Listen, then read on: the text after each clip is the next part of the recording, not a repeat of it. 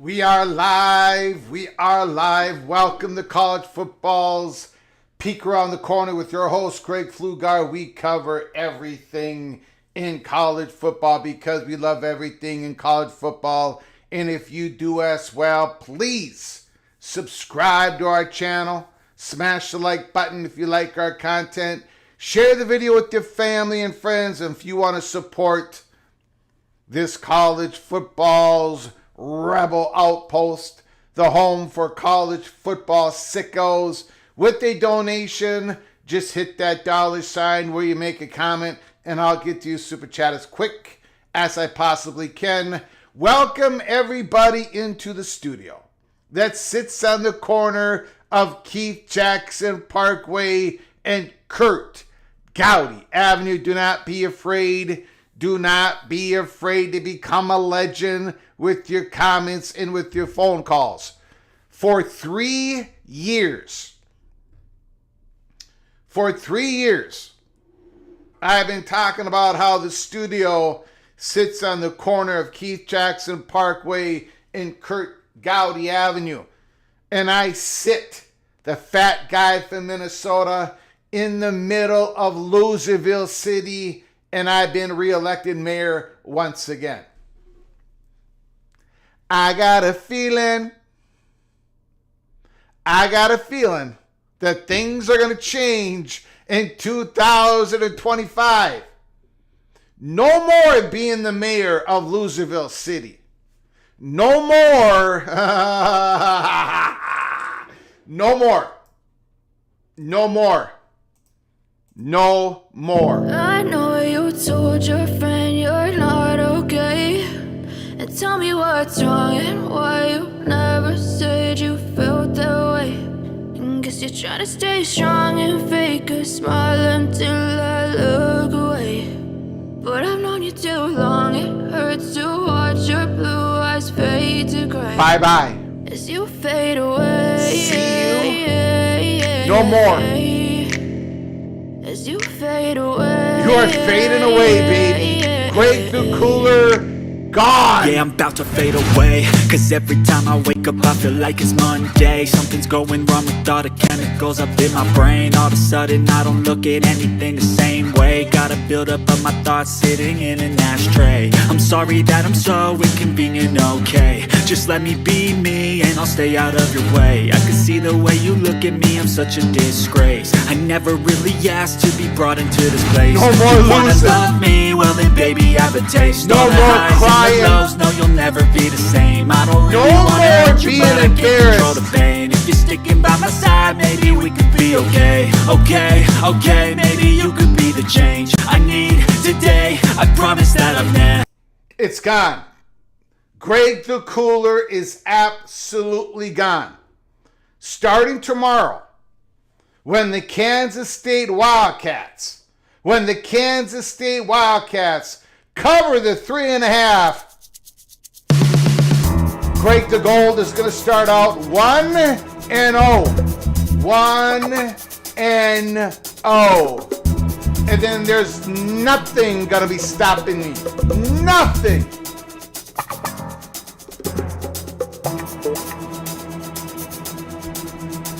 Oh, Greg the Gold outfit is coming out. It's coming out Saturday night or Sunday this weekend. 1-0, baby.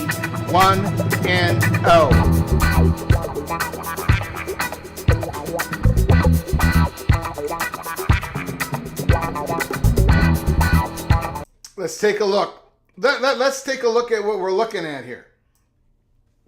Before we get on with the show, Iowa State, Kansas State. Now remember, I don't want anybody. Look, if you're gonna file a protest, guess who sits at the table that looks at all the complaints at PATC? It's myself. So the ruling is probably going to go against you, Einsteins. The line that we are using is plus 3.5 Iowa State. Kansas State minus 3.5. We're not using 3 points. Other YouTube channels are using 3 points. A lot of them are using 3. The line could be 3 now. When we did the live show on Monday, this was FanDuel's spread.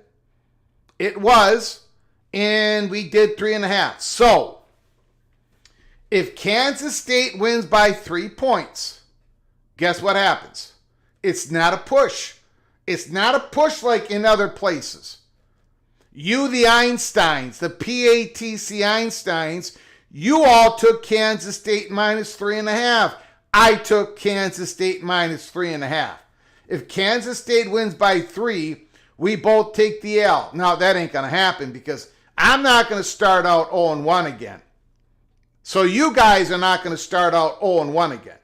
We got this. And I know a lot of Iowa State Cyclone people are in the PATC family, and I love you, and I adore you, and I love Ames, Iowa. It's a beautiful place. The program is a rocking and rolling. What do they do? Win 11 games? Something crazy last year. Matt Campbell. Rocco Beck is an accurate quarterback, a very good quarterback. His legs are underrated. No, he doesn't run around, and he can't do what A.V. Johnson can do with the legs. He can't make... Well, now hold on here. Rocco Beck can make off-schedule plays. He can.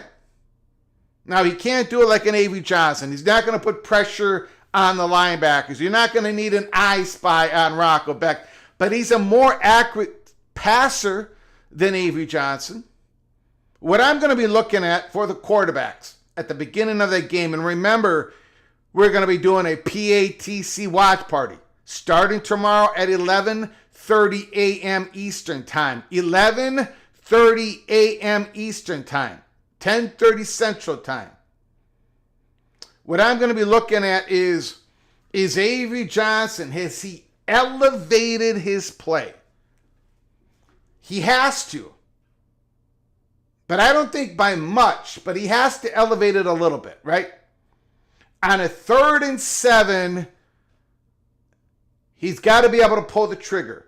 He's got to be able to get the first down, throwing the ball on a 3rd and 7. He can't afford just to run around. He's got to make a play in rhythm in the pocket once in a while on a 3rd and 7, 3rd and 9. I expect Davy Johnson to be able to do that more consistently this year. But I'm also looking at Mr. Beck. The Cyclone fans know it. He can buy time. He's not a statue back there. And then the big question for the Cyclones. The big question for the Cyclones. Mowing after dark, I'm going to tell you something, Einstein. You're losing. I'm winning. You're going to lose. I'm going to win. Things are changing around here. Holy smokes. Moen is going to be the last person to figure it all out. The very last person to figure it all out. The other thing I'm going to be looking at during the watch party, can the Iowa State Cyclones wide receiver, can they get separation? Can Rocco Beck do a 5-step drop and throw on rhythm and the Cyclone receiver is open? They lost 2 1,000 yards NFL receivers from a year ago. Carson Hansen is a good back. I don't think he's a great back. Maybe he can prove me wrong tomorrow. And I'm looking at you, Abu Sama. I don't know what's going on with Abu Sama. 2 years ago, I thought he was going to be emerging as a superstar. Last year, it did not happen. Mr. Edwards, Dylan Edwards, can he be RB1? Can he run the ball 20 times? At the same time, getting 4, 5, 6 targets in the passing game out of the backfield?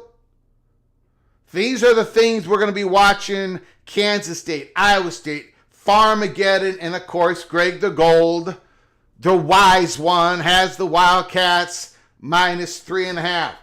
So we're going to be talking about that game. I'm going to be opening up the phone lines.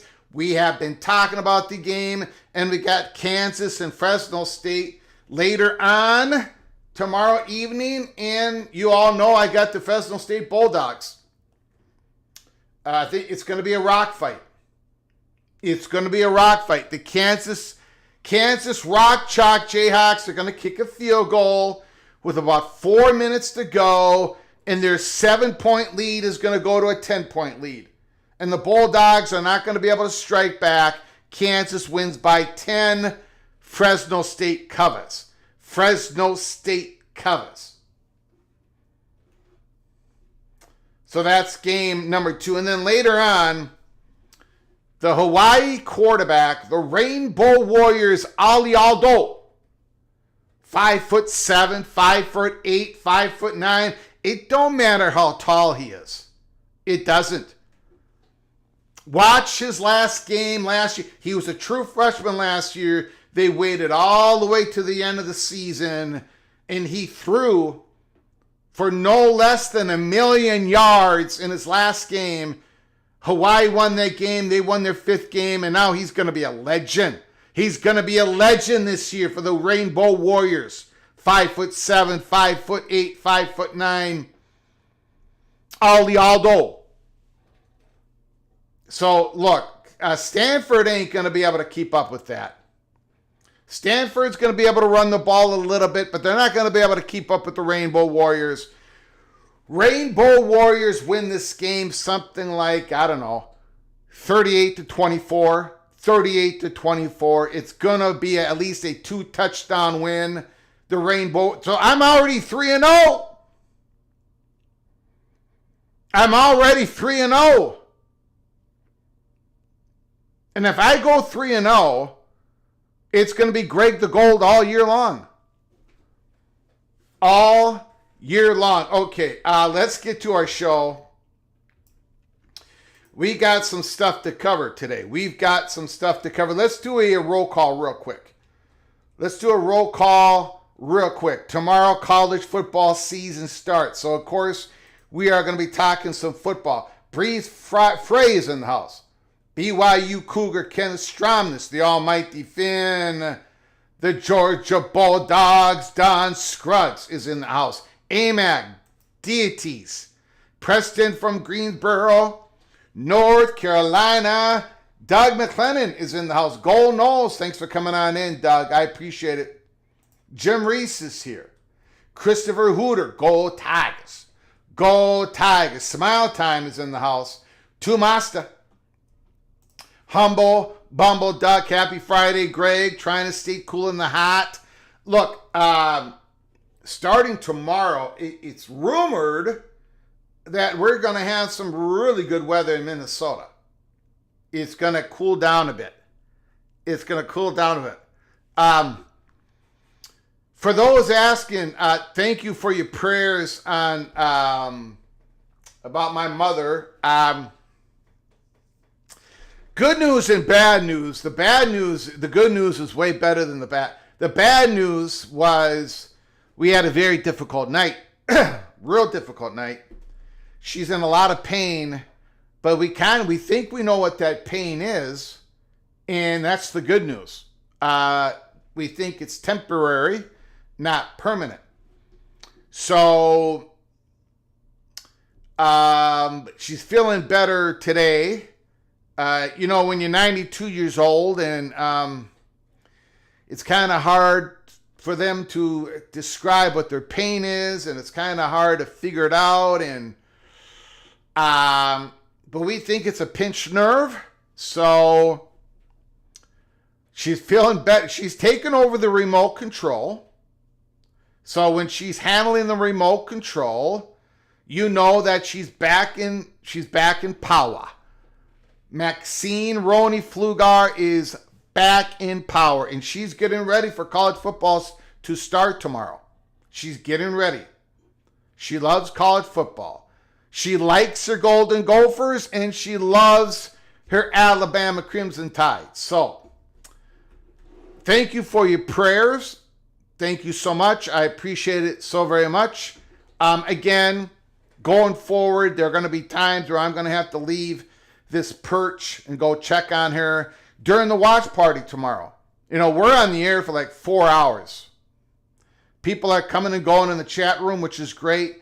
I'm going to have to come and go at times, which is fine, because basically a watch party, you guys are all watching the game and you're putting comments down in the chat room. I'm just here to keep the scoreboard on the blackboard and ramble on about what I think is going on. And we just have a lot of fun. So I can leave, and this thing just keeps rolling along. So I thank you for your patience and for your understanding. There are times that I'm going to have to leave the perch here as we do our watch parties in 2025. Jerry, you are an Einstein. Tony's in the house. Ryan Brooks is here. The Evil Badger, Jeff Olson. Karan Shakar is in the house. AMAC, Michael Drake, Jose is here. Who else? The other Gygax, Daniel Gygax, Mr. Mountaineers. Al Woody is in the house. Bob Swanger is here. Deadeye, yo Greg, yo Deadeye, Grateful Trojan. David Hall, Go Clones. David Hall is in the house. Thanks for coming on in. Mowing After Dark, I have Iowa State in a 5-leg parlay. Well, Mowing, You should have checked in with Greg the Gold before you made that 5-leg parlay. You should have checked in, my friend. You should have checked in. Mr. Terrapin is in the house. Coy is here. Expansion Crush. Indiana will make the playoff again, and SEC talking heads will lose their minds. I think Indiana's got a really good shot. This is what I've got them at. I've got them at number 5. And I've explained this before, but I've got USC and Washington. Yes, even both programs, I think, have a higher ceiling for 2025 than anybody in the Big Ten except for Penn State, Ohio State, and Oregon. I think they've got a higher ceiling than Illinois and Indiana. But they've got a lower floor. I think Indiana's floor is very high this year. I think Indiana's got a bunch of dudes. They have a bunch of dudes. That Illinois-Indiana game, holy smokes. Okay, let's get back to the roll call. Nice to see you, Expansion Crush, my friend. Thanks for coming on in. Appreciate it. Who else? SECM 12 is in the house. I'll take Iowa State. They got toughness. Yes, they do. Florida man, Gold Knowles. Bimba 75-79 is in the house. Skaven, yes. Oh, boy. Go Big Red. I'm having difficulties this offseason because every offseason, the vast majority of the Cornhusker fan base, now everybody gets optimistic, right? We all fall to that. But Nebraska fans, well, they go crazy. Nebraska wins all the off-season's awards. Now, I usually throw an elbow towards Nebraska. I usually throw some elbows towards Skaven, yes, but I really can't do it this offseason because I think Nebraska is going to be pretty good. I think they are. The wide receiver core could be really good. I think the quarterback could be absolutely outstanding. I do not like their RB1, Emmett Johnson. Their offensive line's got to be better than what they've had the last 4 years. My problem with Nebraska, and the reason why I don't have them in the top 8, the reason I don't have them in the top 9, the reason I have Nebraska at number 10 is they lost Tony White.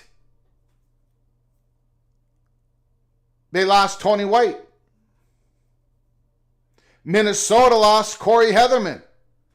And I think that's going to hurt. I think Minnesota's offense is going to be much better than anybody's anticipating. But I think the defense is going to be worse than a lot of people are anticipating. Well, Nebraska defense, you're going to have to answer the bell Thursday night. 6 days from now, you're going to have to answer the bell against the Cincinnati Bearcats. That's all I'm saying. Nebraska Cornhuskers offense, I think, is going to be ready. The defense is what I think might hold them back. And they should be ready to rock and roll in 2026. That's my take on the Cornhuskers. DLB is in the house. Buckeye Greg is here. Mowing After Dark, I have Stanford. Yeah, jeez. Mowing, watch the tape. Break down the tape. Analyze the tape of Ali Aldo. Break it down. That 5'7" quarterback, Stanford ain't going to even know what hit him. They're not even going to know. They won't even be able to see him. He's going to be running. He's going to be running around back there, and Stanford won't even be able to see him.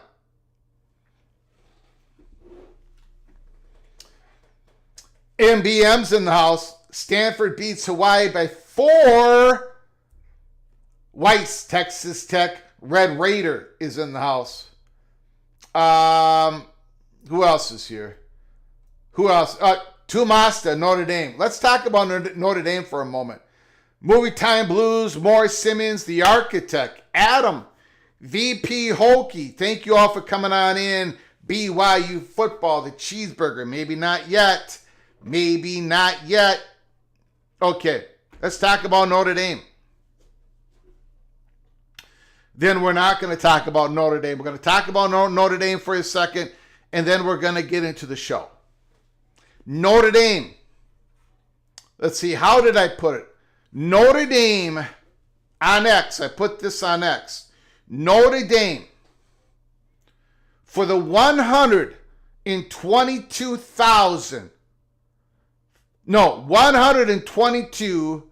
556, 784. No, that's 122,556,784 times. Over 120 million times, Notre Dame has solidified their football independence. According to Notre Dame, talking to ESPN. You know, it's kind of funny because please cover Pavakwa comments today. I don't send that to me on X and I'll cover it. Send that to me on X and I'll cover it. I appreciate it. Notre Dame keeps, anytime Greg Sankey sneezes into his handkerchief, Notre Dame comes out with this solidifies our football independence. How many times do they need to say that? If they were so solidified, they wouldn't keep saying, oh, this solidifies us. There are 3 reasons why Notre Dame would jump from football independence. Number 1, if they lose playoff access. They're not going to lose playoff access. Number 2, scheduling. Oh, it could get challenging. But ladies and gentlemen, the reason when Notre Dame leaves their football independence is because they're not going to have a good home for their Olympic teams. Swarbrick has said that. Bavakwa has said that.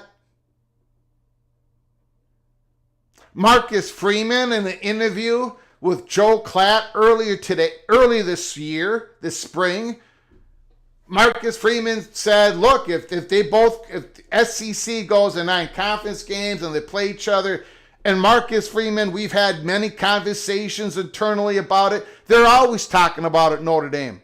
They're always trying to maintain their football independence. But when the ACC implodes, the big scoop, if it happens, is the ACC, is it going to be a good enough home for Notre Dame's Olympic teams? I'm going to say no, it won't be. Notre Dame and the Big Ten have never stopped talking with each other. So every time something happens, Notre Dame, we solidify our, and then I get all these comments. Oh, great. You see that Notre Dame is even more, they're more solidified than ever. Let's wait until North Carolina makes that official move. North Carolina +1 when Florida State and Clemson leave. Let's see the position of Notre Dame. So everybody calm down. Of course Notre Dame, they're not going to change the position until They absolutely need to. All right? All right. Well, that's the last. That I haven't changed on Notre Dame. I'm not going to be flipping and flopping and flipping and flopping. The walls are closing in on the fight in Irish. But it ain't going to be by playoff access or anything else other than the ACC home is not going to be good enough for Notre Dame's Olympic teams. Not for Notre Dame. They moved their hockey program. They moved it into the Big Ten. Do you think Notre Dame wanted to move their program into the Big Ten? But they had to because Hockey East wasn't a good enough home for the student athletes. A depleted ACC is not going to be a good enough home for their student athletes. That's what I believe. That's what a lot of people believe. But anyways, okay. All right. Let's get to it. Enough on Notre Dame. I don't think the Big East is going to be good enough home. I'm sorry. The Big East is like the hockey. No, I think one of these days, since PATC was the ones that broke Notre Dame and Big Ten, since we were the ones that broke that news, the reasons behind it for Notre Dame is going to mirror the reasons they believe football independence. The Big East is not. Notre Dame wants their Olympic sports to have as much exposure, resources, the ability to win at the sponsor sports that they are in, just like their football team. And that's not going to happen in the Big East. Not versus the SEC, the Big Ten, and whatever is left. Notre Dame did not join the NCHC for a reason. They did not join it for... Look, okay, do you want me to... This ain't going to be a Notre Dame show. But I'm starting to get the feeling that people want me to go on a rant.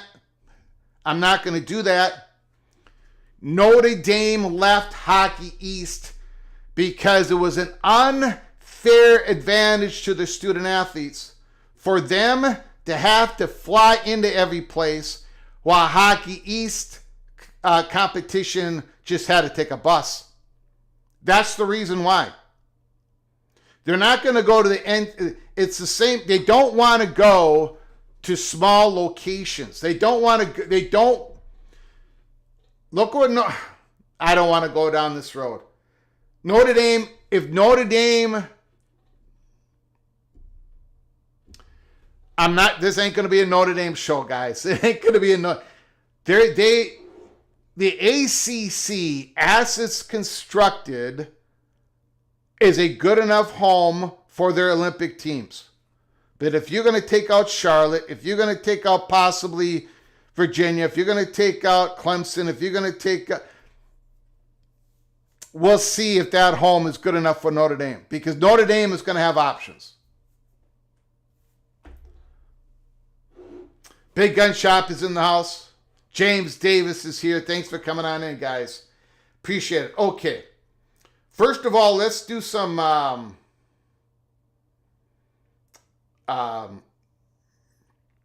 we are going to... Let's just get to it. Heather Dinich. Early this morning. I'm not assuming that because the SEC moved to 9 games...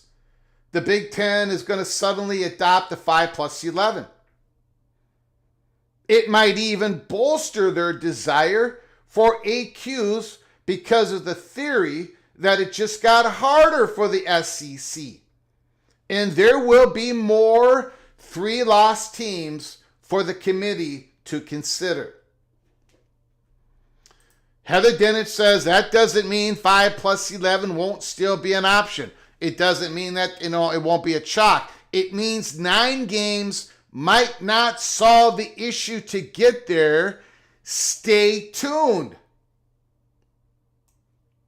I want to tackle that.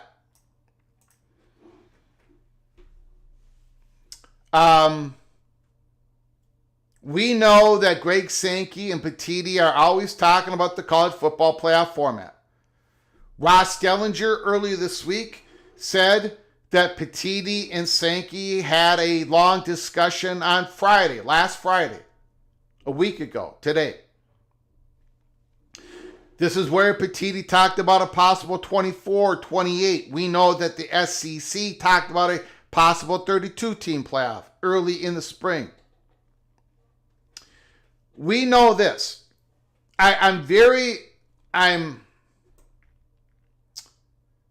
When Heather Dinich says something to this effect,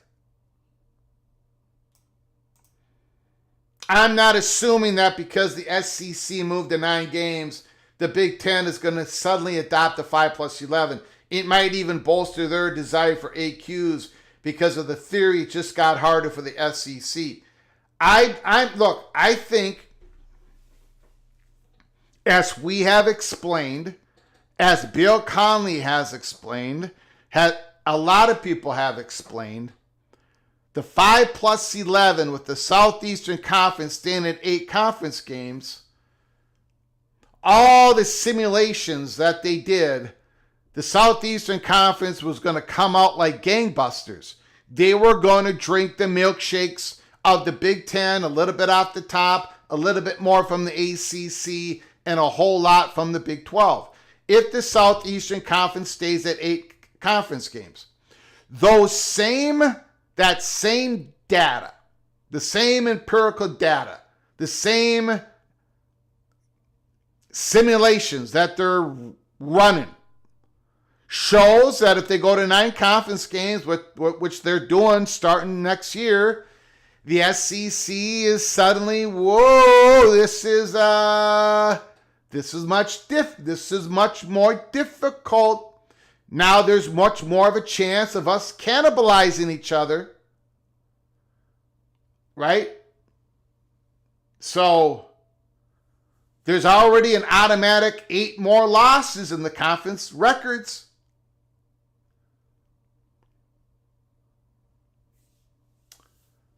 So maybe, as Petitti and Sankey are talking with each other, and maybe Petitti got the heads up, he probably knew that the SEC was moving. It looked like they were moving to 9 conference games.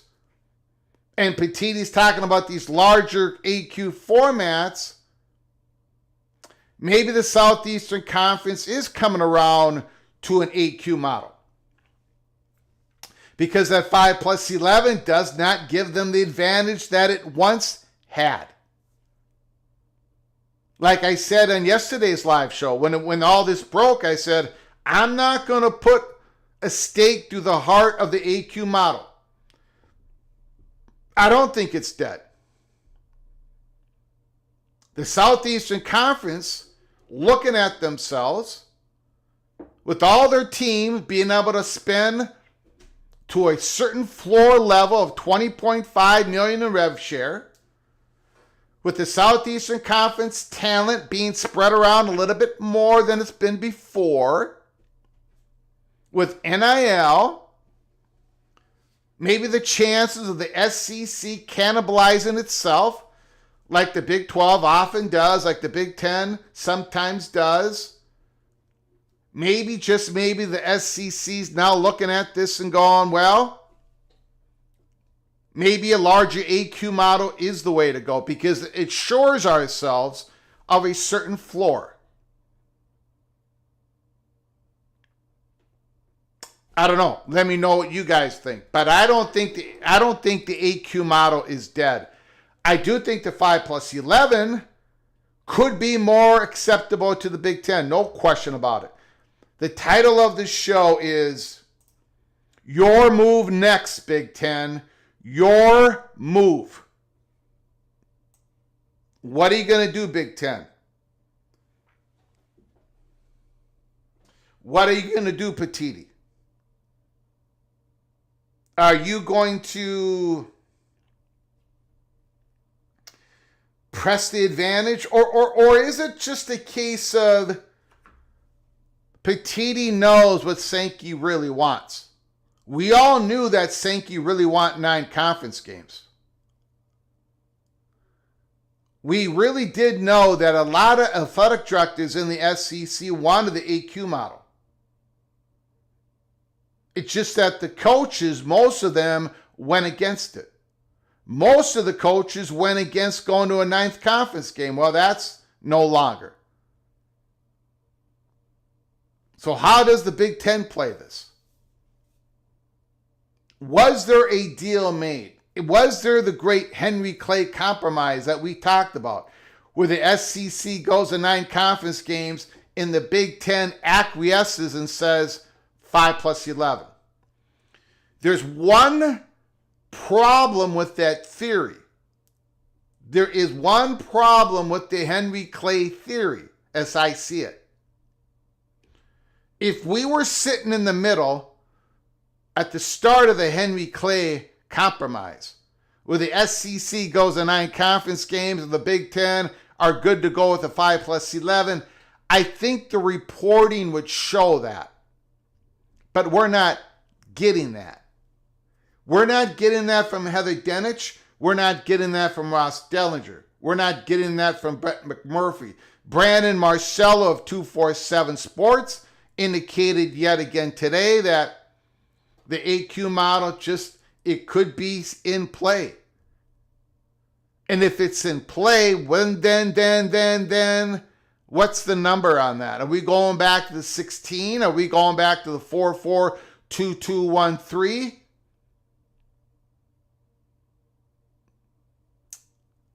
I got a feeling that it's not going back to 16. Now, I got a cheeseburger on the fact that the Big Ten and the SEC will get 4 AQs. So I guess I'm thinking, I don't think 16 works. Before I said it was a fait accompli. Now I'm thinking I would be shocked. Because I don't think you can get Yormark on board, and I don't think you can get Phillips on board, and I know what you're going to say. You don't need them to get on board. At this point, you do. At some point, you do. Because we've already been through all this stuff, right? Machinations, back and forth, talks, negotiations, everybody getting together, having dinner. Remember Sankey and Petiti and Yormark and Phillips having dinner. And so let me know what you're thinking out there. Is this going to be a 5 plus 11 where the Big Ten quickly says, okay, let's get it done?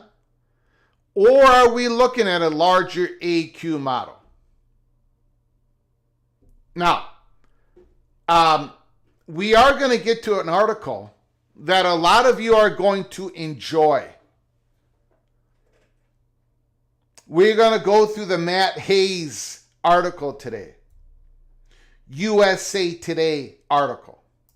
Matt Hayes writes a scathing article about the Big Ten.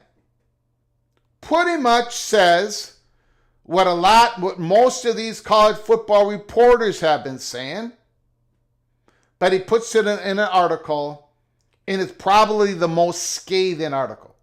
Here at Peek Around the Corner, we cover everything in college football, even things that I don't really even believe in, but we are going to cover this article. We're going to put it out there, and a lot of you are going to enjoy it. You're going to revel in it. You're going to party in it. So we are going to go through that next. But just let me go through a couple more items here. I also found this interesting. Amanda Krisovich, Front Office Sports.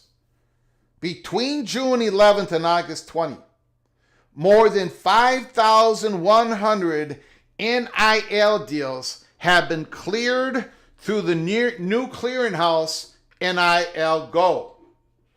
According to the College Sports Commission, those deals range between $600 and $1.5 million.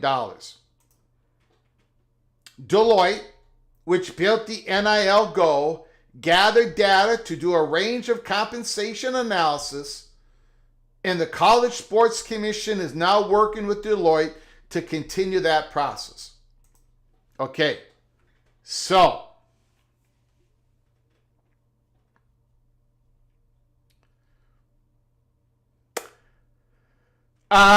Bob Swanger, I don't believe anyone has OOC games scheduled 8 years out.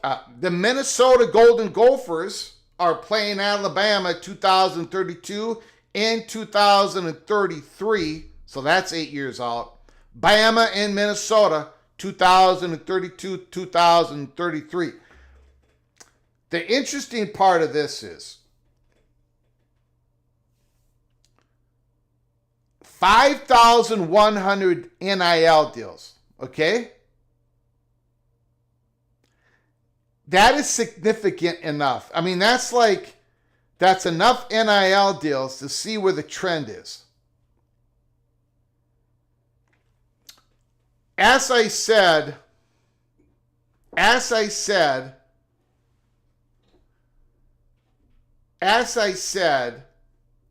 on X, I don't think this means that $1.5 million is the cap. No. But it could mean that $1.5 million is the inflection point where if you are a young man, a young woman trying to get an NIL deal, and they put it into the Deloitte clearinghouse system, which is being done automatically, it's probably going to have to take a lot for that NIL deal to jump over the $1.5 million compensation range. It's going to have to be unique. You're going to have to be a Catalin Clark. You're going to have to be an athlete that is known and has a big deal with a corporation, a big corporation. You're going to have to be Jeremiah Smith. You're going to have to be the top. So I thought that was pretty interesting. Pretty interesting information. Brett Bielema. We're in the most exciting time in college football. Illinois coach Brett Bielema told NBC Sports, "We took a jump last year from 4 teams to 12 for the playoffs. Look what it provided. It was fantastic. There were storylines last month of the season that have never been written before." Absolutely correct, Coach Bielema. Absolutely correct. Storylines that were never part of the college football lexicon, never part of the stories, no. But they were in there last year. Brett Bielema, I think we're going to take another step forward. I'm not saying it's going to be 16. I don't know if it's going to be 32. I don't know where it's going to be, but I think it's going to be more. The only thing that was prohibited to that happening was if we weren't on the same play schedule. Now that the Southeastern Conference is going to 9, it allows the commissioners to come together. You can argue about whatever conference is best. Brett Bielema, Illinois. I think the SEC had a legitimate perspective before this whole NIL roster transition thing. The Southeastern Conference could boast about what they had done. But now, with 2 back-to-back national championships, with the 4 teams added from the West Coast, Big Ten college football has never been this awesome. And guess what? The Big 12 has some good football teams. The ACC has some good football teams. So now these 4 conferences, in my opinion, are as strong as they've ever been. And to have the 2 major leagues, the Big Ten and the SEC, on the same playing scale, to me, that just builds even higher value. Not just for TV, but for the fan bases too. They play 9, we play 9. This makes college football continue to move forward. Brett Bielema, very optimistic about the future of college football. Now, Matt Hayes. Matt Hayes' scathing report on the Big Ten. USA Today. The Southeastern Conference calls the Big Ten bluff on college football playoff expansion with new schedule. No more crazy playoff ideas. No more lone wolves. The Big Ten set the bar this summer for college football playoff change, and the SEC just met it and exceeded it. Your move, Big Ten. It's time to see how badly the Big Ten wants college football playoff expansion. The SEC on Thursday, August 22nd, made the first move to the center of the room, adding a ninth to its annual conference schedule started in 2026. The one thing the Big Ten said it had to see before moving forward with college football playoff expansion. The Big Ten has played 9 conference games since 2016. The SEC playing 8 has been a sticking point between the two super conferences. The Big Ten claimed it had more difficult road to the playoff by playing 9. The SEC countered with, well, we're the SEC and you're not. That all ended with the SEC's long-awaited move to 9 conference games. There's nothing left to argue now for the Big Ten. It wanted the SEC on a level playing field, and the SEC called the Big Ten's bluff. It not only moved to 9 conference games, the SEC kept a rule that forces league schools to schedule at least one non-conference game against a power conference opponent. Now, the future of college football playoff expansion rests with the Big Ten, which can agree to the 5-11 format that every other bowl subdivision conference favors, automatic qualifiers from the 5 highest-ranked conference champions, and 11 at-large teams, or the Big Ten can continue down the road of obstruction by demanding an unrealistic 4-2-1-3 format. It's too dumb to explain. Or an expansion to 28 teams. Speaking of dumb, the Big Ten will expose its true desire, increase revenue at the cost of others.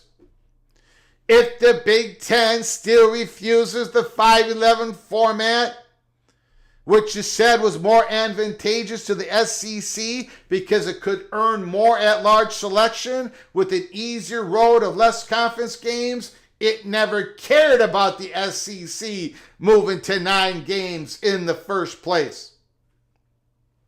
For years, the Southeastern Conference has been seen as the college football boogeyman, the all-powerful conference that controlled all things on and off the field, the death of fun even. It recruited the best players, won the most championships, and got the most breaks by whatever postseason plan was in place. Hello, Alabama. An embarrassment of riches no one could deny or overcome. Until Michigan and Ohio State went back-to-back national titles the past 2 seasons, slowly pulling the SEC's invincibility into question. The Big Ten then flexed and executed a power play, forcing the SEC to move off its 8-game conference schedule. It even dragged the Big 12 in the fray, using the prop of the Big 12 playing 9 conference games too. So why couldn't the SEC? The Big Ten said it wanted everyone on the same page including the ACC, or maybe that was just another alliance thing. The next thing you know, the SEC coaches left their conference spring meetings in May and declared their desire to play the Big Ten in non-conference games as soon as possible. And for the first time, there was real momentum to move to a 9-game league schedule. Even the long-time holdouts, Kentucky, Mississippi schools, Tennessee, Vanderbilt, South Carolina, moved toward the inevitability of it all. They've won the last 2 national titles, LSU coach Brian Kelly. We need to play them. They're on top now. But you know the old Southern adage. The higher you get on the ladder, the more your ass shows.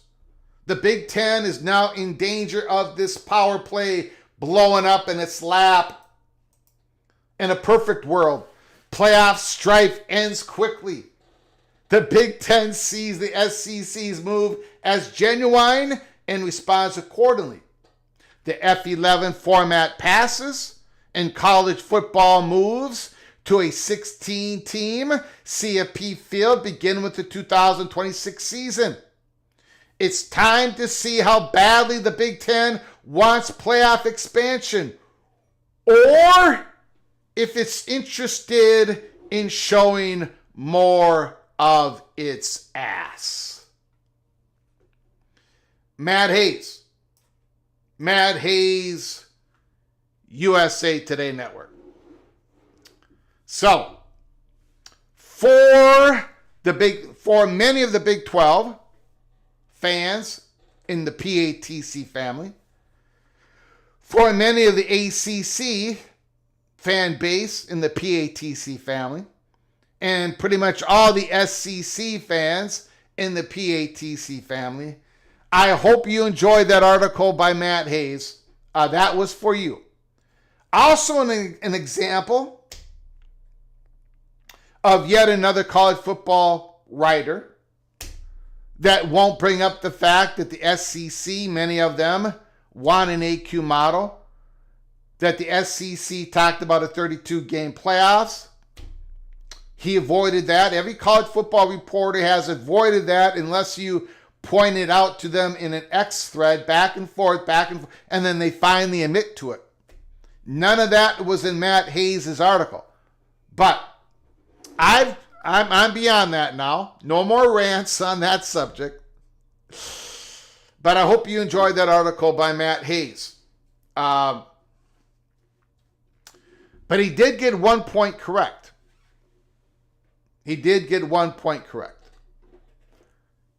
It's your move, Big Ten. Your move. Petiti, the ball's in your court.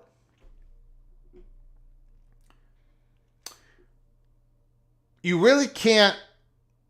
This is how I see it.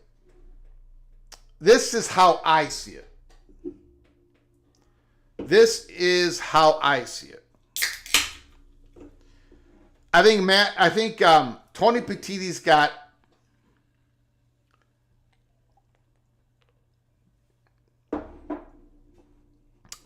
a refill up here with Cherry Coke Zero.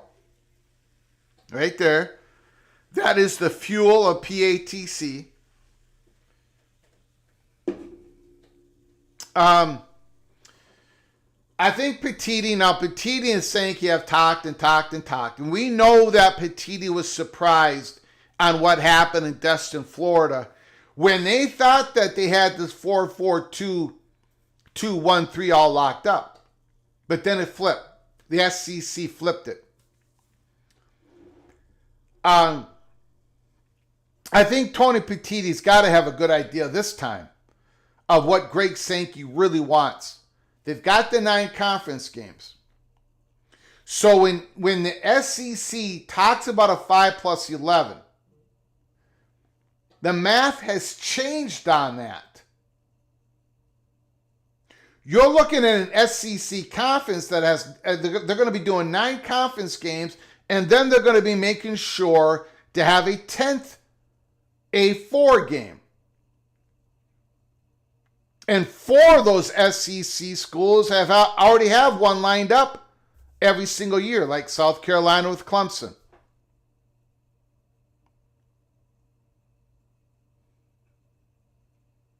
So the math on it has changed. So Petiti, the longer this goes, now we got up to December 1st for this to happen, for the 2026 college football playoff format to change from a 5+11. The decision has to be made before December 1st. This is my take on it. I want to hear your take on it. The longer this goes without us hearing, without a report that says it's going to be 5+11, Petiti and Sankey have worked it out, the Big Ten is okay with this because the SEC's got a 9 conference games. The longer we do not hear that, then the more I believe the chances go up that we're heading towards an AQ model for 2026.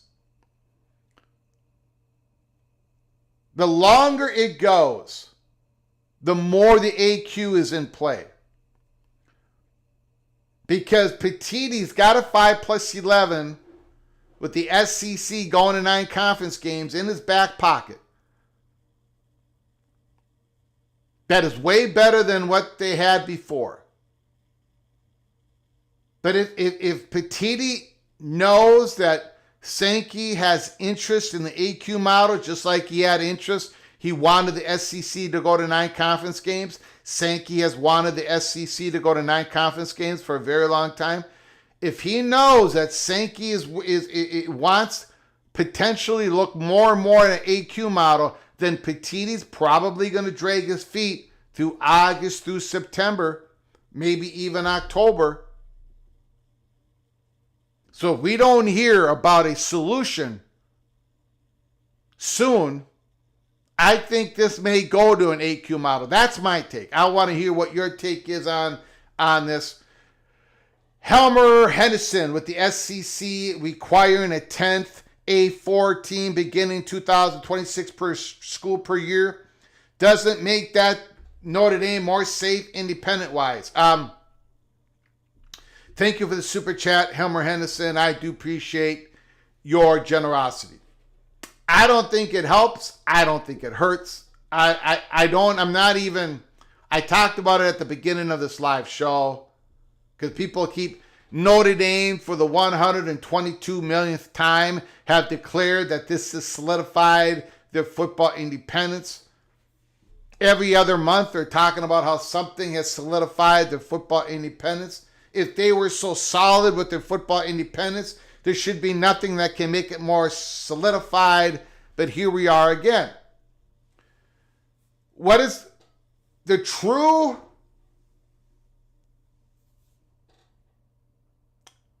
Notre Dame football independence? Is it going to be safe when the ACC implodes? That's the question. If the ACC loses their top 4 or 6 brands and they're in danger of possibly losing a couple more to the Big 12, and you've got this inertia going on, can the ACC provide the home for Notre Dame Olympic sports? That has always been the question. So none of this affects that, in my opinion. So no, I don't think it makes Notre Dame more safe, less safe. I don't think anything makes Notre Dame more safe.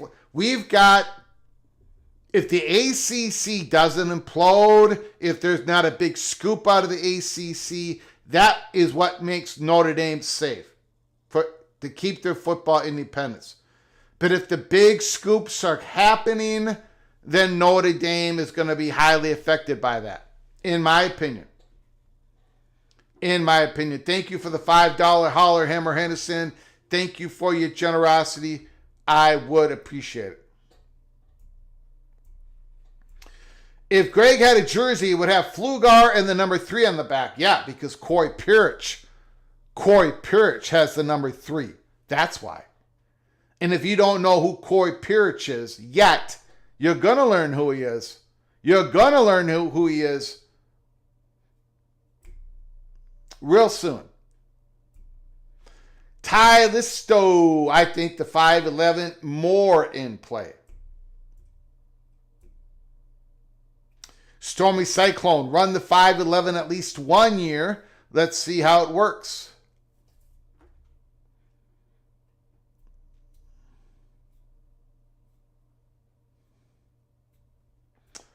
The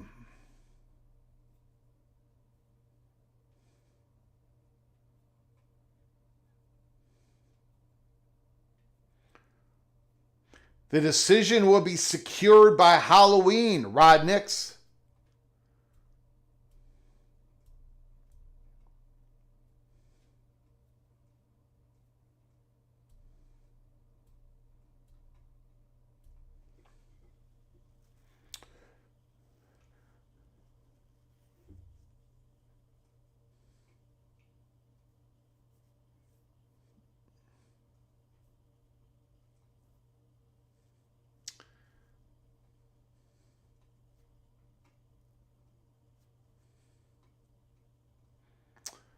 Matt Hayes really loves the SEC.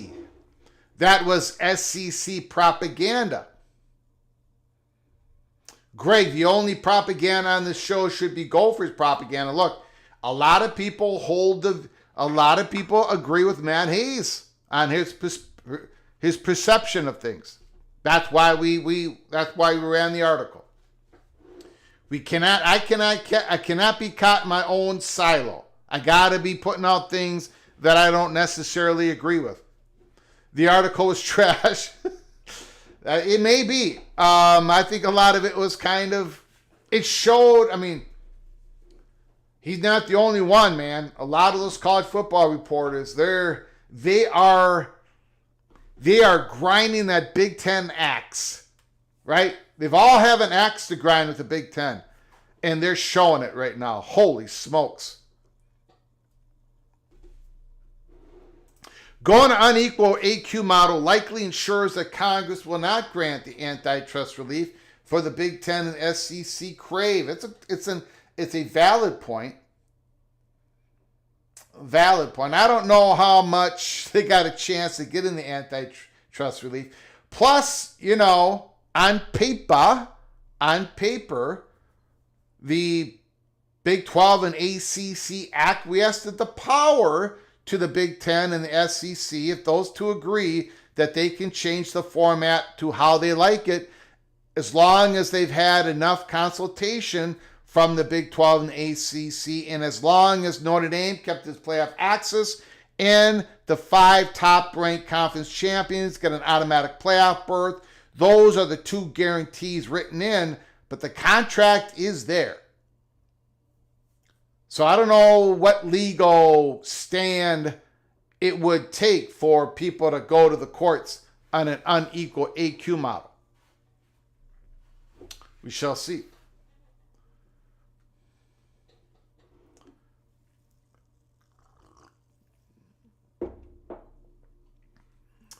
Helmer Hennison, Greg would call games better with a cheeseburger riding. No. Look, we're going to be doing a watch party. Kansas State, Iowa State tomorrow. It's going to be a lot of fun. Please show up. You don't have to show up for the whole game. Come on in. Make some comments in the chat room. Show, we're going to have a lot of fun. We're just going to have a lot of fun watching the game. The chalkboard's going to be right here. I got the chalk. I got new chalk ready to go. So we're going to be keeping score. We're going to be having some fun. So I got enough. I have enough excitement in a game without having a cheeseburger on the game. In fact, that would probably kill me, Helmer Hennison. That would probably kill me, having a cheeseburger riding on it. Thank you for the $2 holler. I do appreciate your generosity, Mr. Hennison. Thank you. I'm very humbled by all your support you give us in this program. Thank you so much.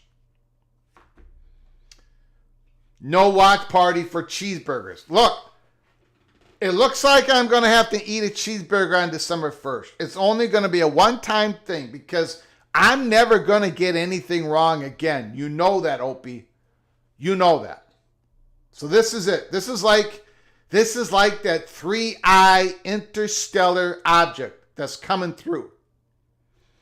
It is showing off so much light. So it's got to be really big, right? To show off that much light. It doesn't have a comet tail that is fading away from the sun. Very weird, unique object. Well, that is how the fat guy from Minnesota eating a cheeseburger. It's the same very unique event that's never going to happen again in your lifetime. Never going to happen again in anybody's lifetime. 3-eye atlas.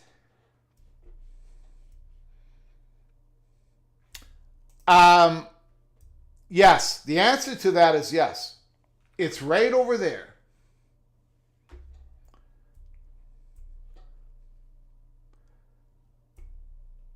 And why is 3-eye atlas so bright? Why is it? Because it's so big? According to some Harvard, I don't know what you call him, Harvard genius, he said for that comet to be putting out that brightness, it would have to be the size of Manhattan. So what is going on? And you do not have rocks that big. They do not last. Rocks, comets are not that big. Because once something hits something, that thing has been flying for a couple billion years. It's an interstellar object. It's going at 66. I don't know what the rest. It's going a lot faster than anything we've seen. Or it's not a rock. It's not a rock. It's intelligently designed vehicle. Something. We'll see. Greg the astronomer, absolutely. Absolutely. Heartbreak 25. Greg, can the little general dump a bucket of ice over your head? No, because then I'm going to get pneumonia. I'm going to die. And all the fun will be over with. So no. Look. If I go 1-2 or 0-3, we're going to have problems. I'm going to have psychological issues. I cannot be this bad again. It's been a long time. It's been a long time since I've had a winning record against the spread. It's been forever. And it's really not that hard. You should be able to blindfold yourself. You should be able to have your dog pick what type of treat. Put the same treat in 2 bowls. And have 2 bowls labeled, the 2 different teams that you're betting on, that you're making a pick on. And your dog should be able to get 50% correct. What treat he picks out in each bowl first, that's the team that your dog is picking. Your dog, out of 1,000 times, if you had the same experiment run, the dog should get 50% of the games correct. I'm not at 50%. I'm not even close at 50%. 3-eye atlas is emitting its own light. Okay, let's say it is. What the heck does that mean? What does it mean? What does that mean? If that is true, you know what? You know what? Whatever 3-eye atlas is, if it's a comet, whatever it is going to be a fascinating discovery. whatever this is. If it's a rock, it's going to be one of the most it is going to be the most unique rock we've ever seen. Because what's coming off that rock, we already know some things, and it doesn't match the comets that we usually see. So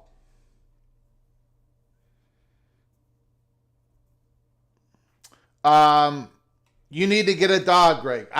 We had a dog. We had a dog for 14 years. Name was Princess. It was a Maltese. It was the most beautiful thing the little general and I have ever had in our lives. It passed away 2020. 2006 to 2020. Yeah, so and because I've been caretaking for my parents for a long time, can't really get a dog. I'm way too busy. So maybe someday again. But yeah, that Maltese, that Princess, beautiful. Dogs are beautiful, man. Dogs are very special. Okay, let's open up the phone lines. Opening up the phone lines again. We are getting close. It's 6:41 p.m. Eastern Time. 6:41 Eastern Time, Friday, August 27th. College football starts tomorrow. It starts tomorrow, ladies and gentlemen. It starts tomorrow. Unbelievable. Thank God. From Patron. Patron, the floor is yours. Can you hold on with just 1 minute, please? Yes, sir. I do apologize. Just got a super chat in. Hammer Henderson, percentage of chance college football realignment happens before the 26th season. Well, it's not going to happen before the 26th season in the sense of a team officially moving to another conference before the 20. But realignment happening when a team files a notice of withdrawal to the ACC on or before June 1st of 2026, I think that could happen.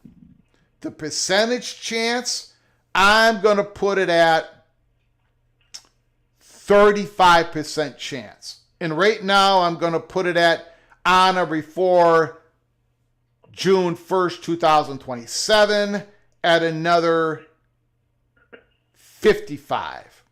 So 35 and 55. What is that in Minnesota math? 90? And then a 10% chance it's going to... So 35, 55. That's what I got it. So more than 1/3 of a chance. But my percentages could ultimately change here once... It's not imminent. It's not imminent. But it's not... That's all I'm going to say for now. Thank you for the $2 holler. I appreciate it. Patron, thank you for the patience. The floor is yours. No problem, man. Good evening. Just wanted to say first off, glad to hear your mom's doing better. And, hope that everything goes smoothly. Appreciate it. In the Flugar household. Thank you. Yeah, so, I had a number of different spiels or things I was going to talk about. But it's crazy because just in the last 72 hours, the news has moved so fast. Yeah. Right? Yes, sir. Even in your episode yesterday, middle of the episode, breaking news. Yeah. SEC goes to 9 games. Yeah. So the first thing I was going to ask is, did we ever figure out what that Big Ten, the new era? Remember they said the new era starts in 2 days or something? It was just it was stupid. It was, they should never have used that phrase. They should have said new season, because basically what it was the announcing of the new athletic season is now beginning, starting off with soccer. So women's soccer was played. That's all it was. That's all it was. Oh, wow. Yep. Well, I guess the irony here is that it was actually the SEC with the big breaking news of the new era. Yes. And I think one thing to consider moving forward, that's going to have a big deal that, in the SEC circles, they talk a lot about is, sort of the finer detail here where it's 9 conference games with 3 protected rivalries. So who are those rivalries going to be, right? Does a team like Alabama get LSU or Mississippi State, right? Does a team, who does Georgia get? Who do the big dogs get? That's going to tell us a lot about, Let me just cut in one quick second here. Go ahead. I put it up on the screen. I don't know if you can see this, Patron, but everybody else, this is the guess that Ross Dellinger had of the permanent rivals. So Missouri's permanent rivals, Oklahoma, Arkansas, Vanderbilt. This is a guess. It's not an official list. Missouri, Oklahoma, Arkansas, Vanderbilt. For Arkansas, Missouri, Texas, Kentucky. For Texas A&M, LSU, Texas, Mississippi State. For Texas, Oklahoma, Texas A&M, Arkansas, which is pretty good for the law. I mean, those are rivals for Texas. Oklahoma, Texas, Missouri, Florida. LSU, Ole Miss, Texas A&M, Alabama. You got to have LSU, Alabama. Ole Miss, Mississippi State, of course. LSU, Vanderbilt. Mississippi State, Ole Miss, Kentucky, Texas A&M. Alabama, Auburn, LSU, and then you got Tennessee in there. Auburn, Alabama, Georgia, South Carolina. Vanderbilt's rivals would be Tennessee, Ole Miss, Missouri. Tennessee, Vanderbilt, Alabama, South Carolina. Kentucky's would be Mississippi State, Arkansas, Georgia. Georgia would be Auburn, Florida, Kentucky. Florida's rivals would be Georgia, South Carolina, Oklahoma. South Carolina would be Florida, Auburn, and Tennessee. Go ahead, Patron. I just wanted to put that out there. Ross Dellinger's guess on the permanent rivals. Yeah, I saw that Ross Dellinger tweet, and I think Andy Staples had his guesses, and all the journalists they're going to put their guesses out there, right? Yep. So that's going to be one thing to see, because obviously an Alabama LSU can be like a playoff eliminator type of game, whereas the Alabama Mississippi State or something like that's going to have different consequences, right?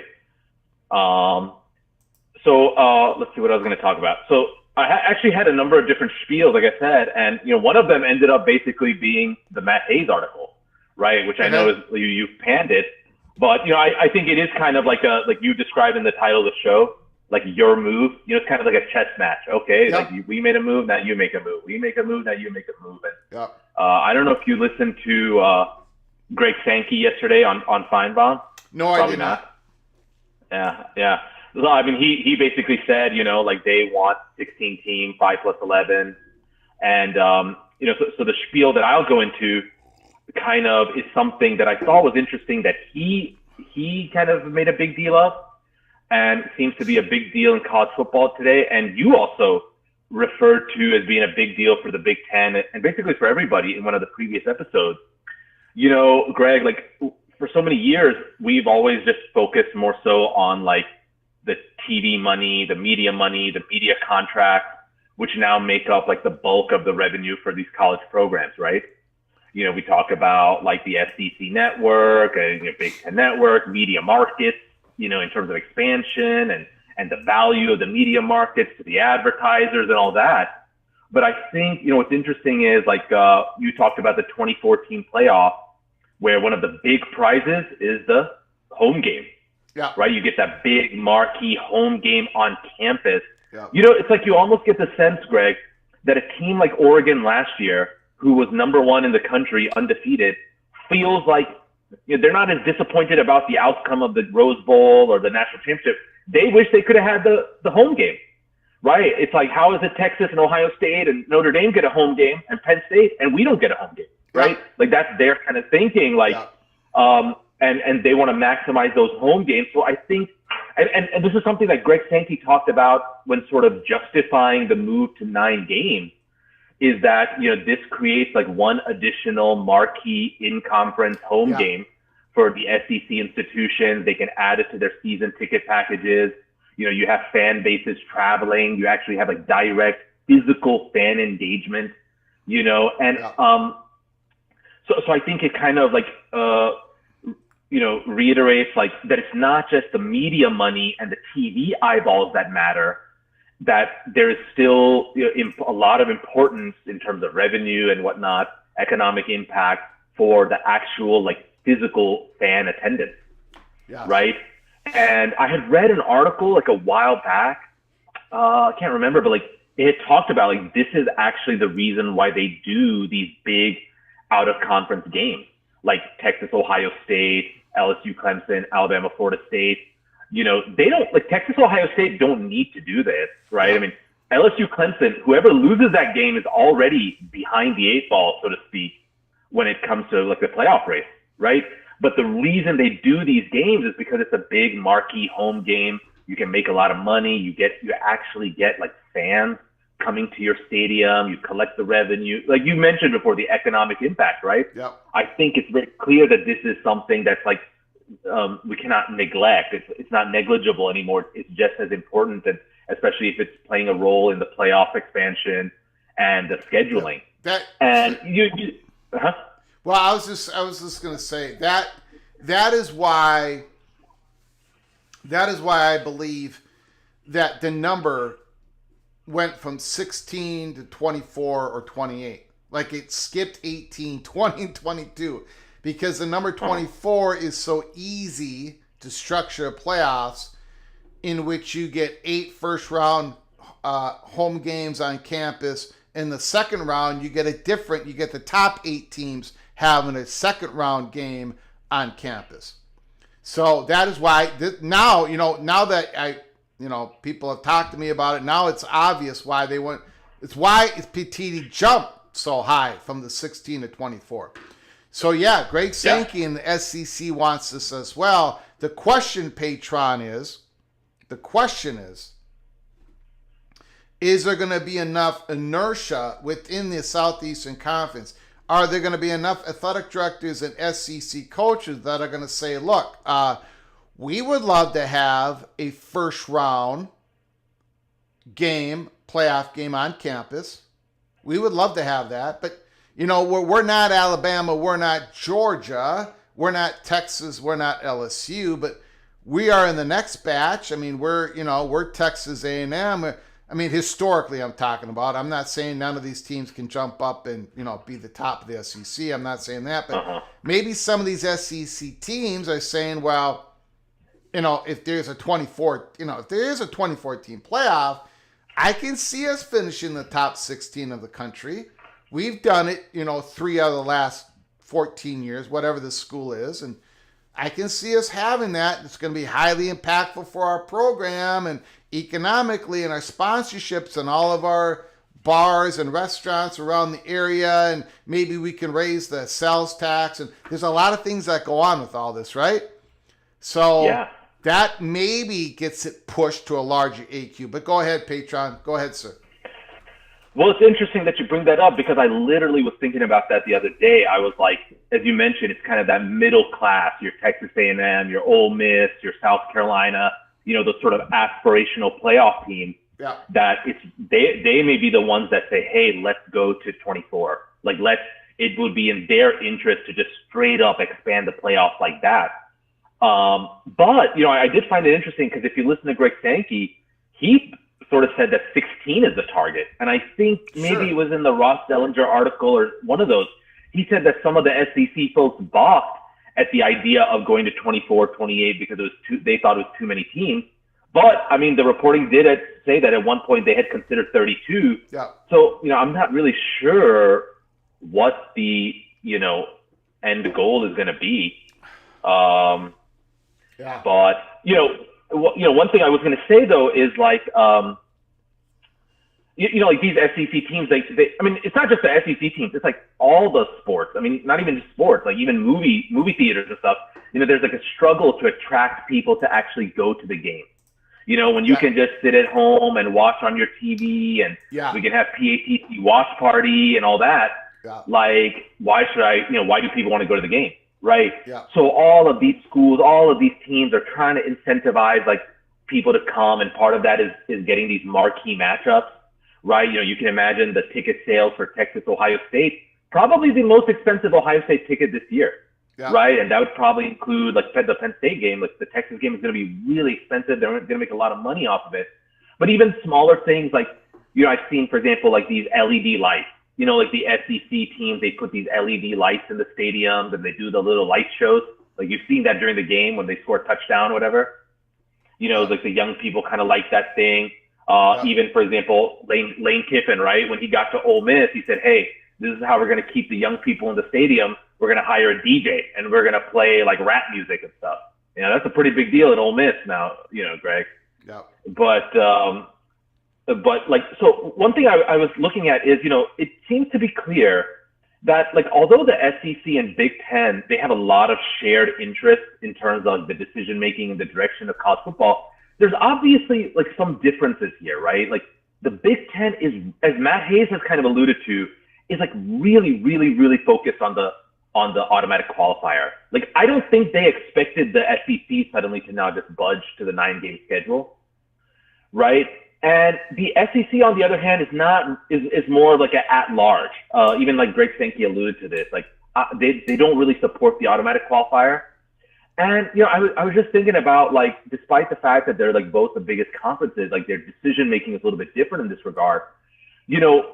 Something kind of like caught my attention, Greg, and I don't want this to come off as like a shot towards you, okay? But I'm gonna give you an example here of like what's going on in the Big Ten. I saw that like your beloved Golden Gophers, right?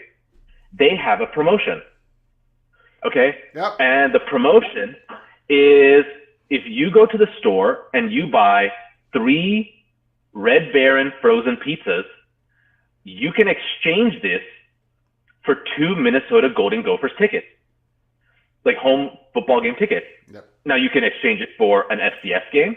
All right, I understand. You can exchange it for a G5 game. Okay, that's fine.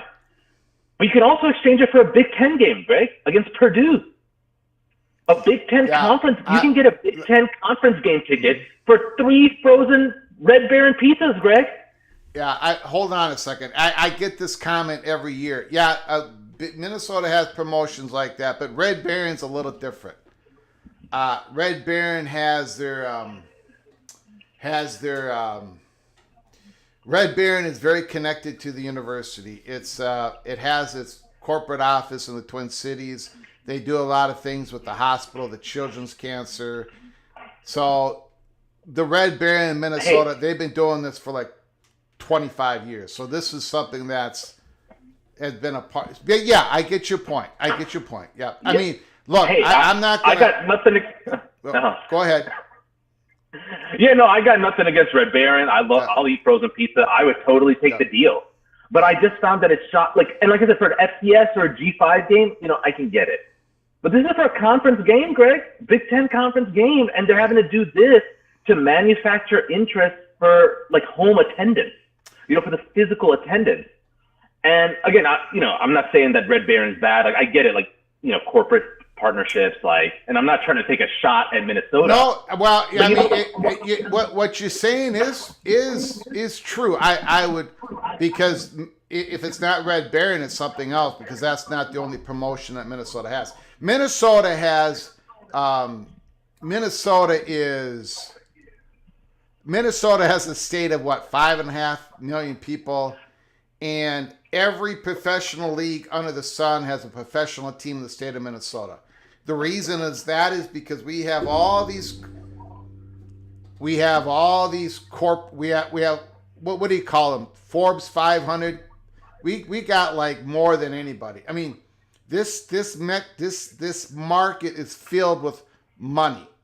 So that's why all the professional sport leagues want in. I mean, we've got everything. We've got 2 women's professionals. We've got everything here. We got the soccer that fills out. We got the Vikings that fill out.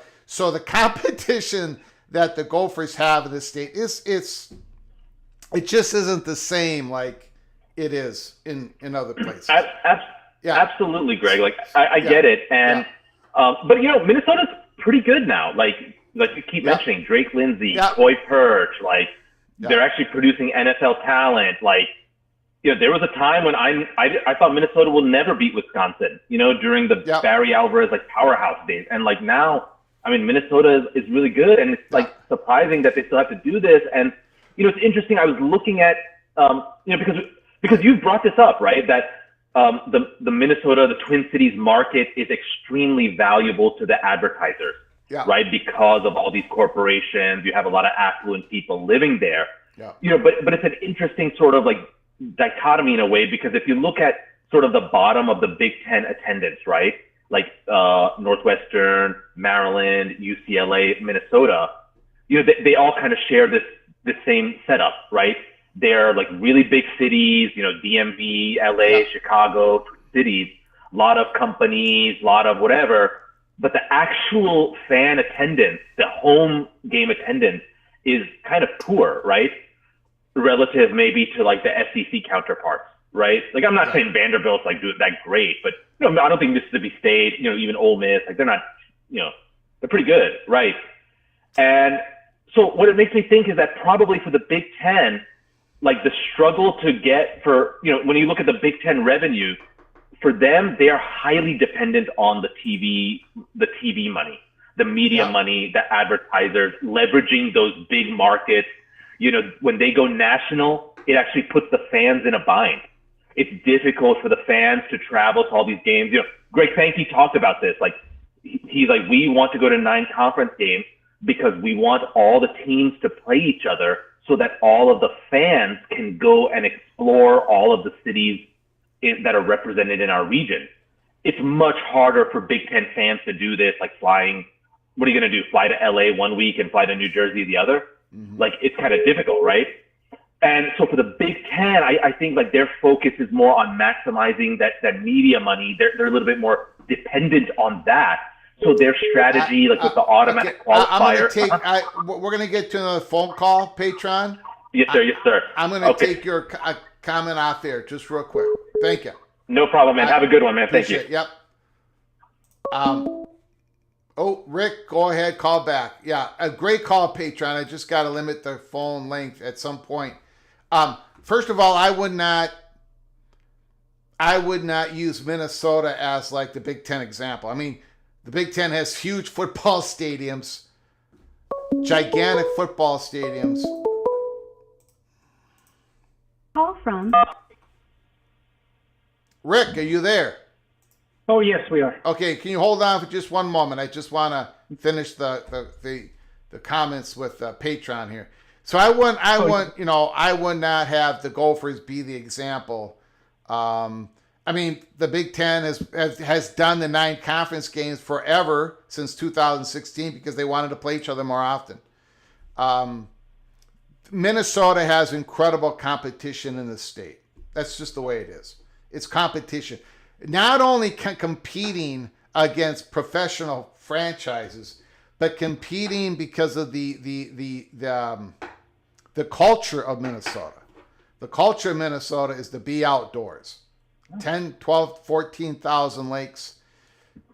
The Minnesota State Fair is the second largest state fair in the country, behind the Texas State Fair. And when the Gophers play Thursday night, and they're always opening up Thursday night, that's the state fair time. So, I mean, the competition's it is just enormous here. So it's not the same as the other Big Ten schools. Also, but I would also say the brand is the money that is spent in Minnesota hockey, Minnesota men's hockey program produces the most revenue of any non-basketball, football program in the country, any school. Arkansas baseball is behind Minnesota. So there is money being spent on tickets. It's just, it's just the way Minnesota's too unique, I think, it's a very unique situation. There are big, massive Big Ten stadiums. And by the way, just to end this, just to give a little bit of flowers to Minnesota Gopher football fans, just take a look at what happened when Minnesota played Colorado. The Gophers filled up that stadium, half of it, when they went to UCLA last year. Go ask any UCLA Bruins. So the Gopher fan base, while being smaller, loves to travel. They absolutely love to travel. So anyways, go ahead. Rick, the floor is yours. Oh, thanks. I don't know how you feel, but I'd eat the box before I'd eat a Red Baron's pizza. Yeah, well, wait, one more second. And Red Baron is I've had to talk about this every year. Red Baron has a long history with the University of Minnesota, and they do a lot of amazing things. So even if Minnesota had to enlarge the stadium by 25,000 people because Gopher Mania is running wild, they would still have a Red Baron promotion because they are it's like Cub Food in Minnesota, another corporation that has done so much wonderful things for university. Rick, that's the last time I interrupt you. I apologize. The floor definitely is yours. Well, I just really appreciate good pizza. I can't do that. No, I was calling wondering, did you, two things quick. Did you see or discuss the decision by the federal judge there in West Virginia regarding the students?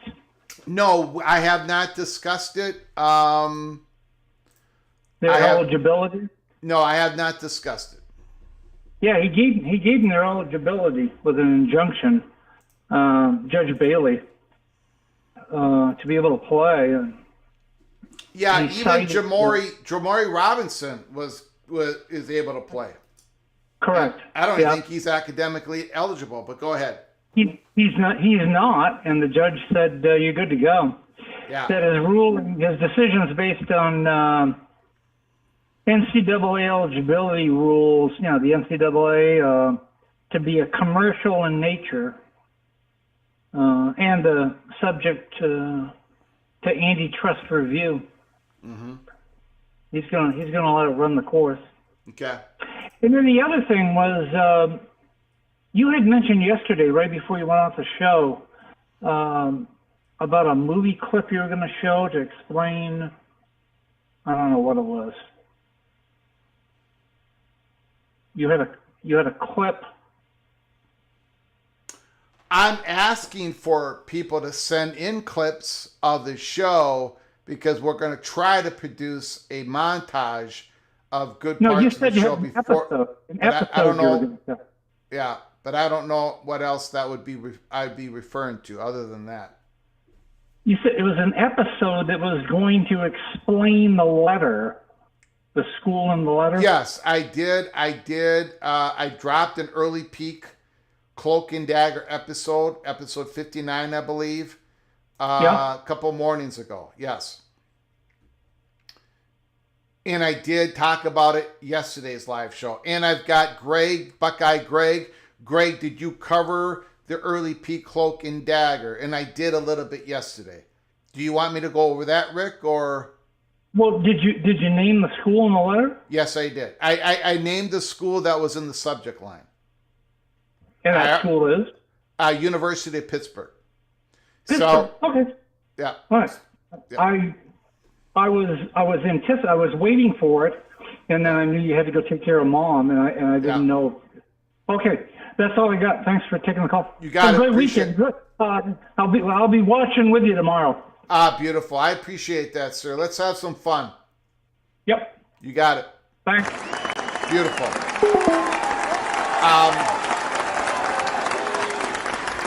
Buckeye Greg, did you cover early peak Cloak and Dagger? Yes, I did. But let me go over it again because yesterday's show I had to skip out.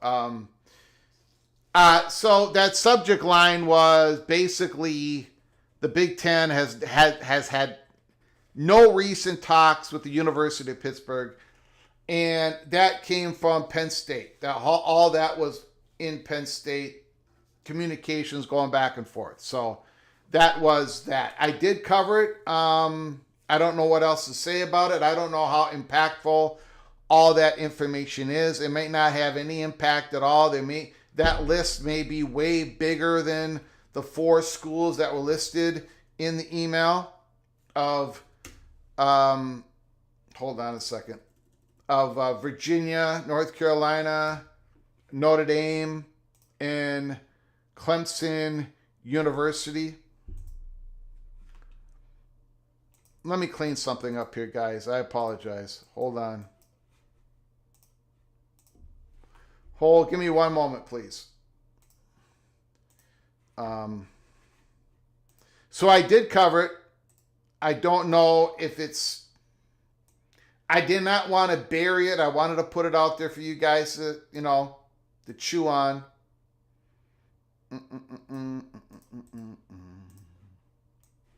Again, tomorrow morning, tomorrow at 11:30 a.m. Eastern Time, we are going to be doing the watch party. Washington State or Washington State. Holy smokes. Kansas State, Iowa State. Kansas State, Iowa State. Thank you, Greg, Mr. Buckeye, for your super chat. I appreciate it so very much. Kerrygold knows, Greg, dog spelled backwards is God. Just saying. Absolutely. Thank you for the $5 holler, Kerrygold knows. I appreciate it so very much. Not to give you guys a sermon, but, dogs are,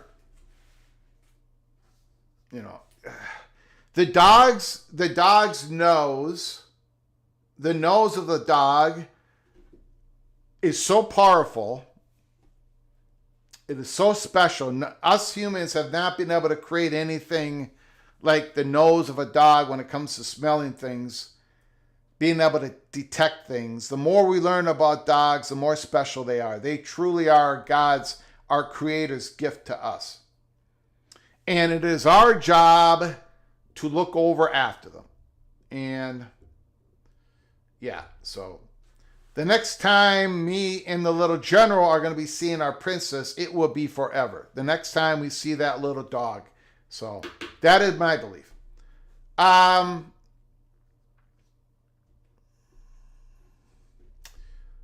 Matchups. Thank you, Kerry Gold-Knowles. I appreciate it.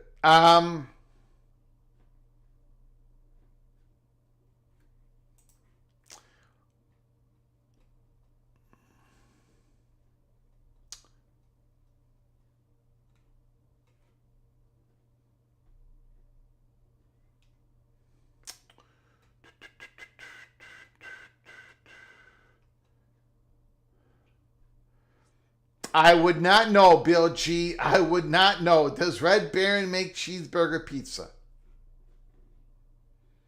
I do not know.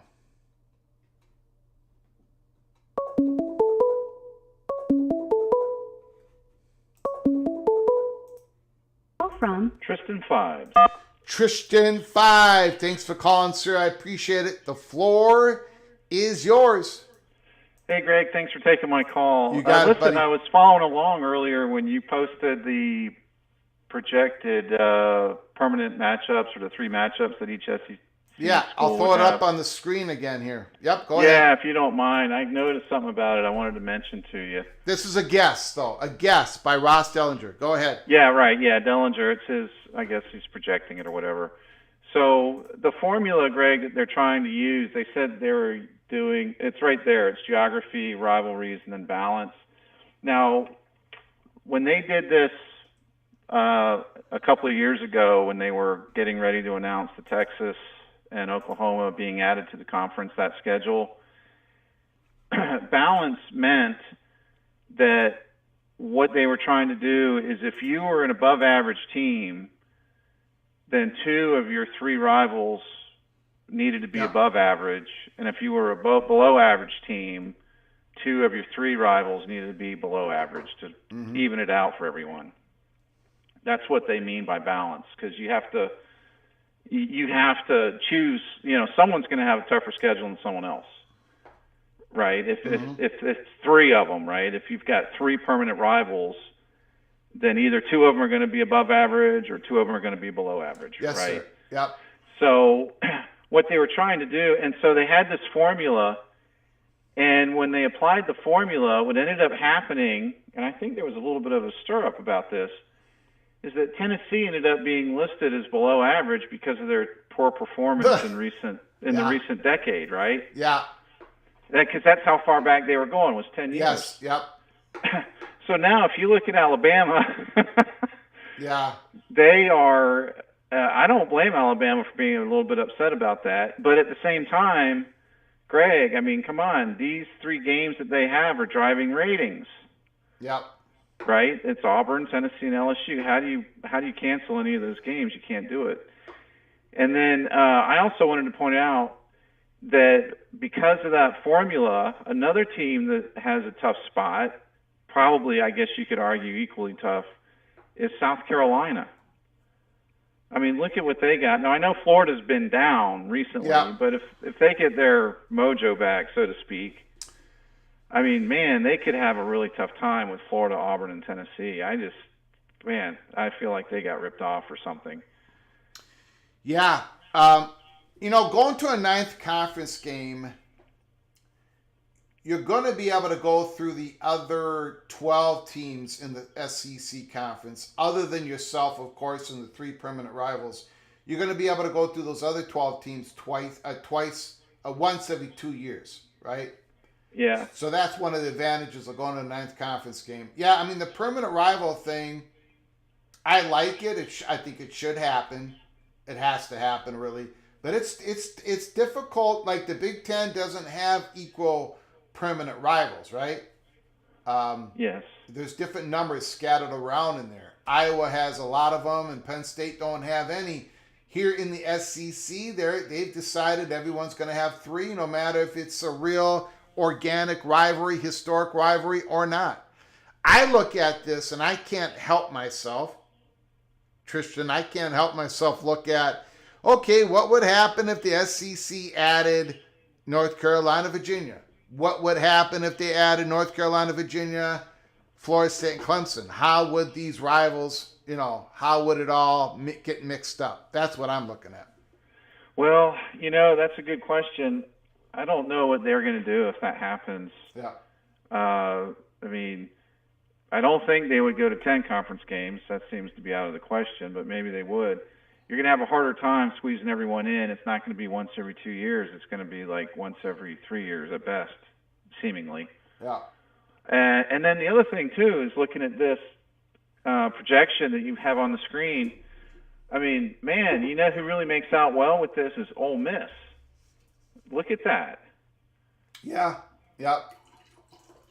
Their in-state rival's not a traditional power. They're occasionally, a 9-game winner. Mm-hmm. But really, they're considered below average. And then Vanderbilt, of course, is the main pushover in the conference. The only really tough game they have is LSU. Man, what an edge they've got. And, now this is, again, just a guess, but... Sure, yeah. No, I know this isn't...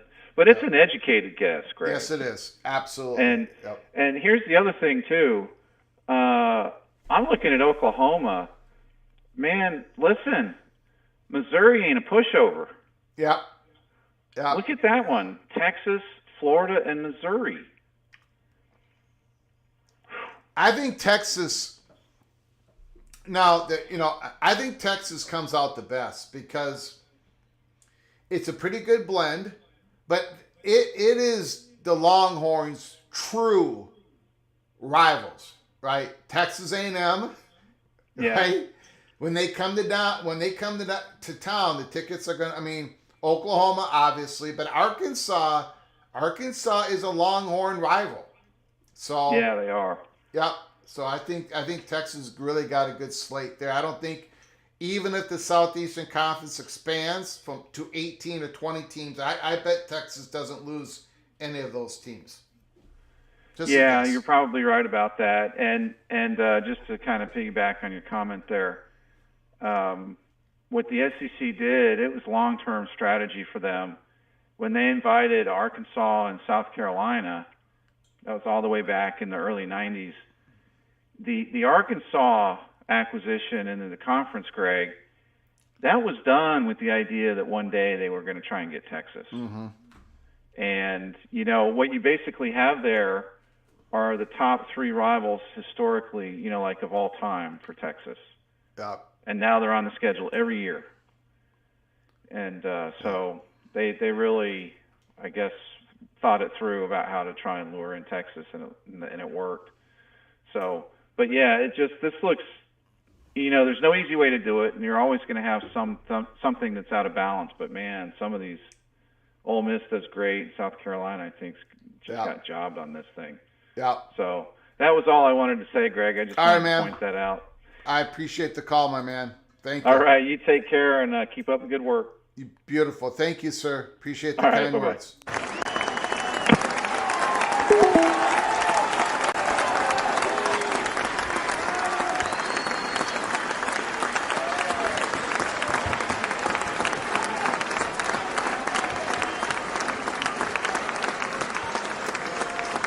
Well, ladies and gentlemen of the PATC family,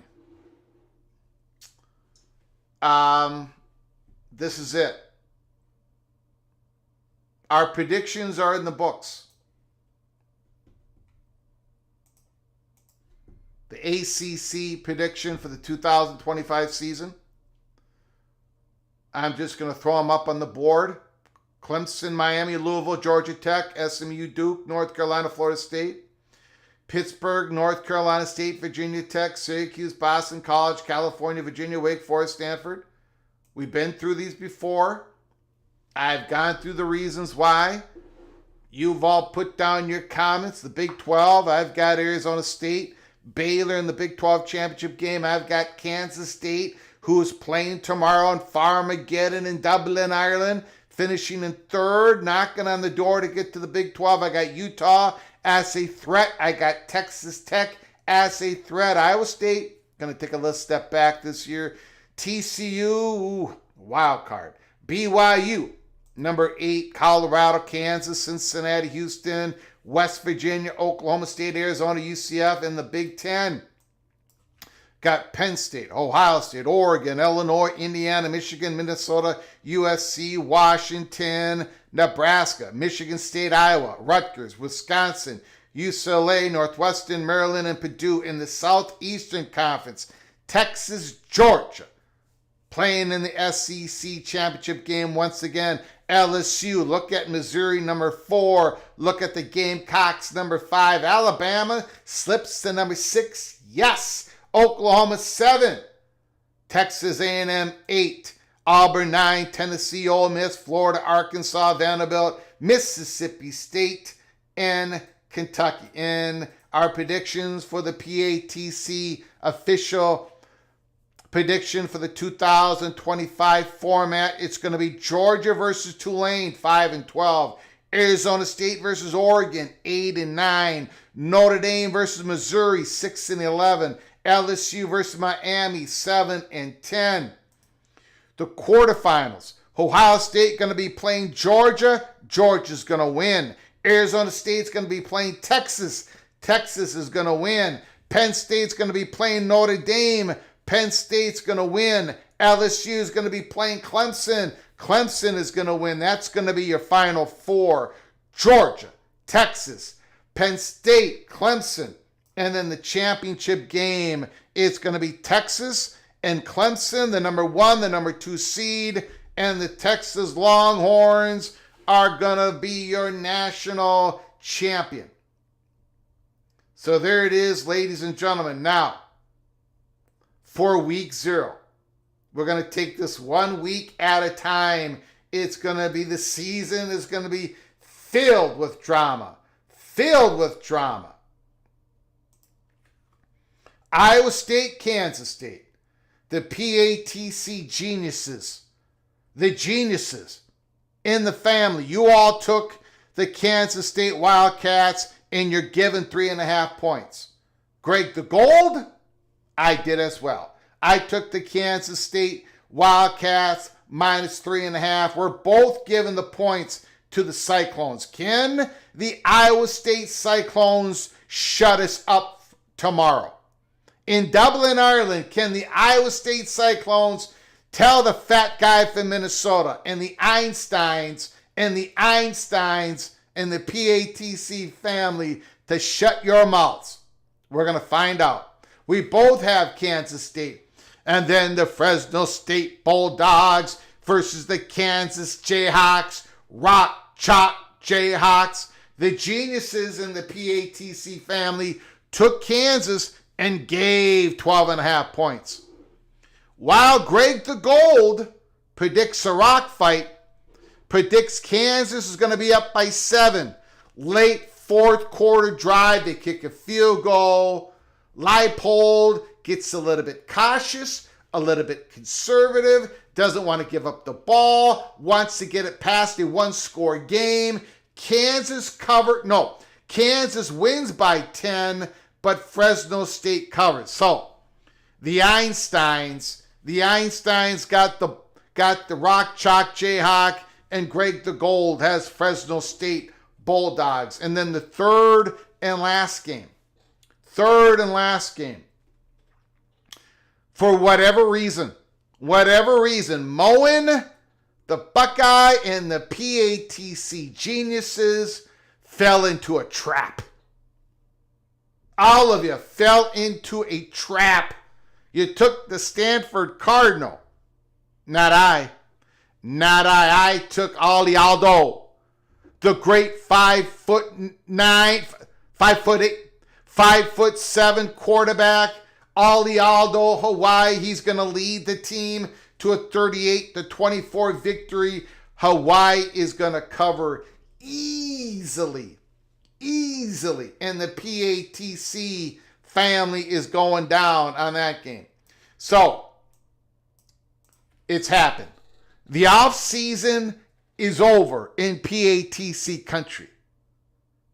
We did it. We went through another off season, and now the season begins tomorrow. Join us, watch party, 11:30 a.m. Eastern Time.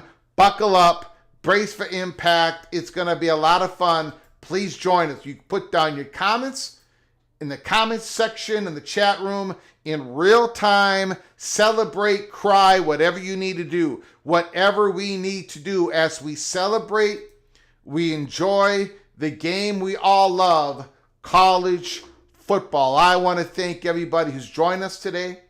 The last live show before the season starts. I want to thank Helmer Hennessy, Heartbreak 25, Greg Buckeye, and Kerry Gold Nose for your generosity to help us keep the lights on. Great phone calls, great comments in the comments section. People are still saying, great. Thank you. Thank you for not picking my team. Thank you for not picking my team to win. Well, ladies and gentlemen, buckle up, because this is not Greg the Cooler anymore.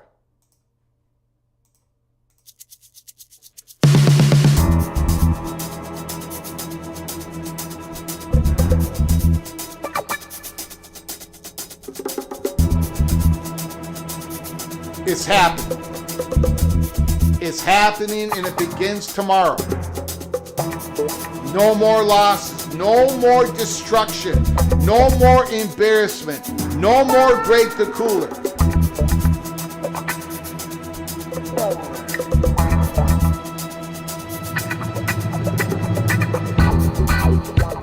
"2025 is going to be the year of Greg the Gold."